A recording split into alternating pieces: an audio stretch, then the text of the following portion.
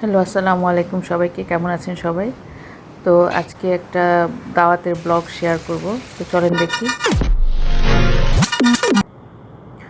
তো দিনটা ছিল শুক্রবার। শুক্রবার রাত্রে দাওয়াতের আয়োজন করেছি। ফ্যামিলি গেট টুগেদার আর কি, ঈদের পরে একটা গেট টুগেদার। তো এখানে আমি আগের দিন রাত্রে গরুর মাংসটা রান্না করে নিয়েছিলাম।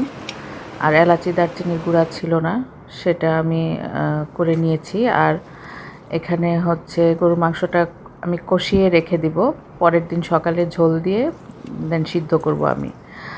আর এটা হচ্ছে আমি বাটার চিকেন করব। তো বাটার চিকেনটা আমি লেবু আর লবণ দিয়ে ফার্স্টে মেখে নিচ্ছি, তারপরে যে মশলা স্পাইসগুলো আছে মশলাগুলো ওগুলো আমি একে একে দিয়ে দিচ্ছি। এখানে আমি দিয়েছি মরিচের গুঁড়া দিয়েছি, আর রাঁধুনি যে বাটার চিকেন মশলাটা পাওয়া যায় সেটা দিয়েছি। আদা রসুন দিয়ে আমি ম্যারিনেট করে রাখবো কিছুক্ষণ। আর সাথে আমি একটু তান্দুরি মশলাও দিয়েছি। তো এখন আমি বাটার চিকেনটা ভেজে আমি রেখে দিব, পরের দিন সকালবেলা মানে শুক্রবার দিন সকালে আমি বাটার চিকেনটা আমি তৈরি করে নেব। এখানে আমি তেলের মধ্যে চিকেনটা আগে ভেজে নিচ্ছি। বাটার চিকেনটা এত যে সিদ্ধ করতে হবে ভাজার সময় তা না, কোনো রকম সিদ্ধ করলেই হয়।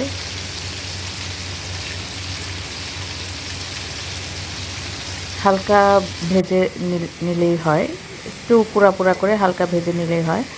আর এখানে হচ্ছে আমি পরের দিন সকালে বাটার চিকেনের জন্য যে টমেটো, তারপরে রসুন পেঁয়াজ এগুলো ভেজে নিয়েছি। আর এখানে আমি আজকে শিক কাবাব বানাবো। তো শিক কাবাবের মাংসটা আগে লেবু ও লবণ দিয়ে আমি মেখে নিচ্ছি।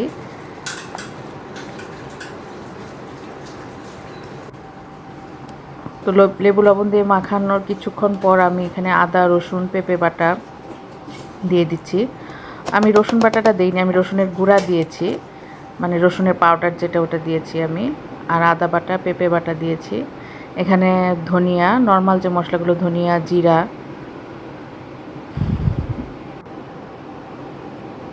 শুকনো মরিচের গুঁড়া দিয়ে দিলাম।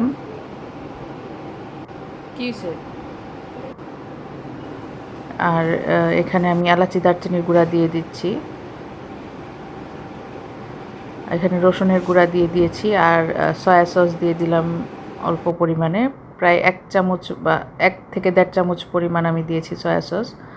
যেহেতু লবণ দিয়েছি তাই সয়া সসটা বেশি দিইনি, জাস্ট খালি যেন মাংসটা সিদ্ধ হয় ভাজার সময়।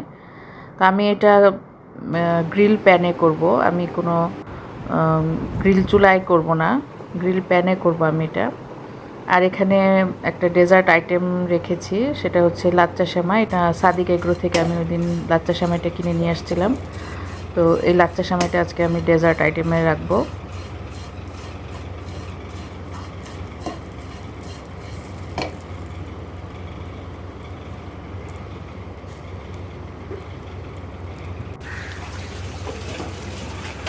তো বাটার চিকেনের যে মশলাটা আমি ব্লেন্ড করে টমেটো পেঁয়াজ রসুন এগুলো ব্লেন্ড করে আমি একটু মশলাটা কষিয়ে তারপরে আমি চিকেনটা দিয়ে দিচ্ছি। আর আমি ডিটেলসে বাটার চিকেনটা আমি দেখাচ্ছি না, কারণ অনেক বড় হয়ে যাবে, ভিডিওটা লম্বা হয়ে যাবে। তো এখানে আমি তৈরি করব গুলাটি কাবাব। তো এখানে কিমাটা আমি আগে রেডি করে নিয়েছি। তো কিমাটার মধ্যে আমি আদা রসুন পেস্ট আর পেঁপে বাটা দিয়েছি, আর এখানে পেঁয়াজ বেরেস্তা করে দিয়েছি। তো গুলাটি কাবাবে কিন্তু সব সময় পেঁয়াজ বেরেস্তা করে দিতে হয়। গুলাটি কাবাব হচ্ছে মধ্যপ্রাচ্যের একটা কাবাব, মিডল ইস্টের একটা কাবাব, এটাকে গোলা কাবাবও বলে। তো এখানে আমি এলাচি দারচিনির গুঁড়া ধনিয়ার গুঁড়া এগুলো দিয়ে দিয়েছি, আর একটু সয়া সস দিয়ে দিলাম। আর এখানে আমি চিলি ফ্লেক্স করে নিয়েছি, মানে শুকনো মরিচটাকে একটু ব্লেন্ড করে নিয়েছি। এখানে আমি বেসনটা প্রায় 1 কাপের মতো দিয়েছি, 1 কেজির মতো গরুর মাংসের কিমাতে। বেসনটা আমি ভেজে নিয়েছি যেন কাঁচা গন্ধ না থাকে। তো বাটার চিকেনটা আমি চুলায় বসিয়ে দিয়েছি, হচ্ছে বাটার চিকেনটা। আর এখানে আমার কাবাবটা মাখানো শেষ, একটু এখানে মেথির যে পাতাটা পাওয়া যায়, কাসুরি মেথি যেটাকে বলে, সেইটা আমি দিয়ে দিয়েছি। আর ওই যে সেমাইটা আমি এখন বেড়ে নিব একটা বাটিতে।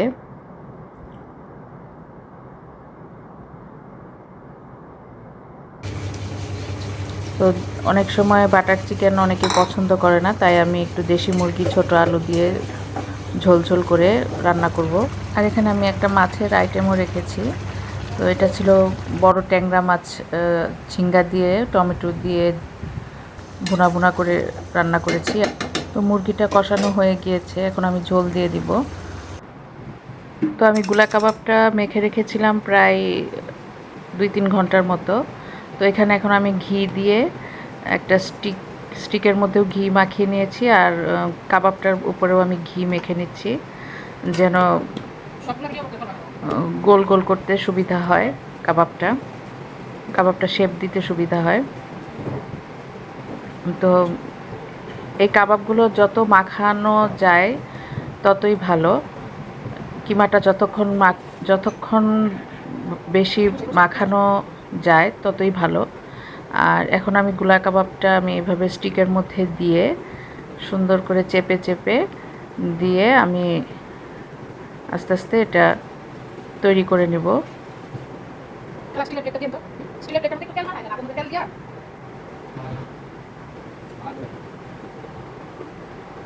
তো এই যে আমার গুলা কাবাব রেডি, গোলা কাবাব বা গোলাটি কাবাব যাই বলেন।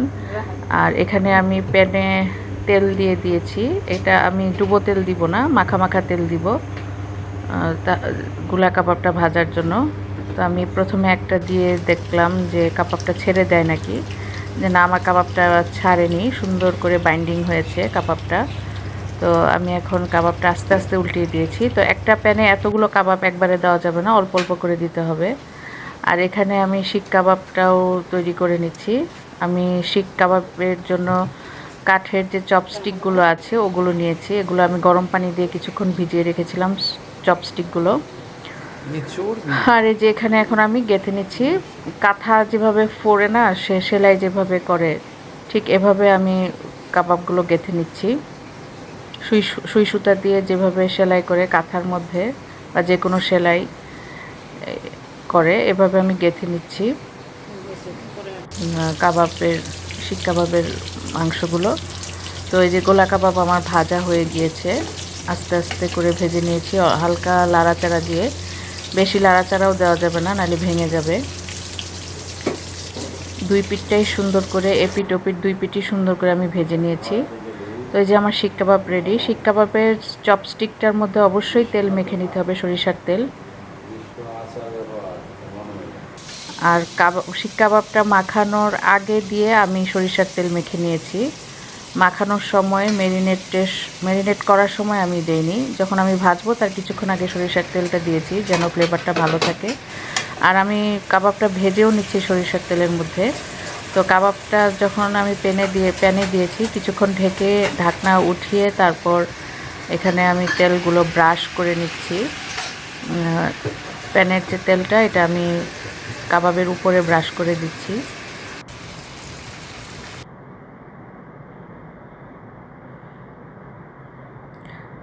তো এভাবে বাসায় আপনারা রেসিপিটি ভালো লাগলে আপনারা শিক কাবাব তৈরি করে নিতে পারেন।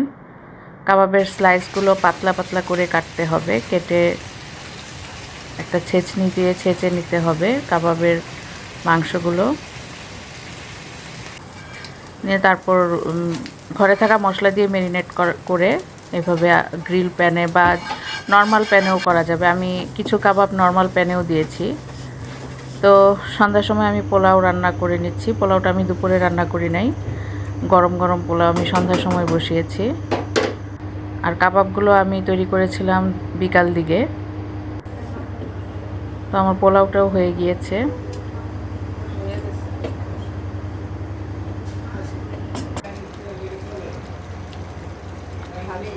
আর বাটার চিকেনটার মধ্যে আমি বাটার দিয়ে দিলাম উপরে, গরম করে নিচ্ছি আবার টেবিলে দেওয়ার আগে। আর এখানে গোলা কাবাবটা আমি সিজলিং ট্রেতে দিয়ে দিব। তো সিজলিং ট্রেতে আমি অল্প একটু বাটার দিয়েছি, আর পেঁয়াজ একটু লম্বা লম্বা করে কেটে আমি পেঁয়াজগুলো দিয়ে দিয়েছি। সিজলিং ট্রেতে। আর ক্যাপসিকাম দিব, কালারফুল ক্যাপসিকাম দিব, লাল হলুদ সবুজ। লাল হলুদ সবুজ ঘরে না থাকলে ক্যাপসিকাম, সবুজ ক্যাপসিকাম দিলেও হবে।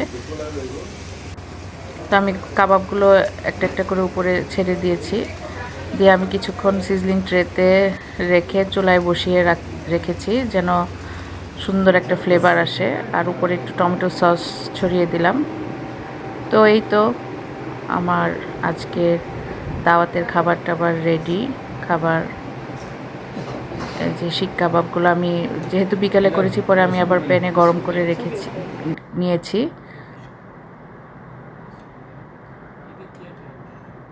তো কেমন লাগলো আজকের ব্লগটা সবাই কমেন্ট করে জানাবেন।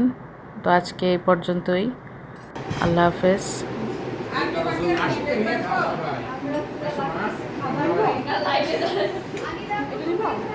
No.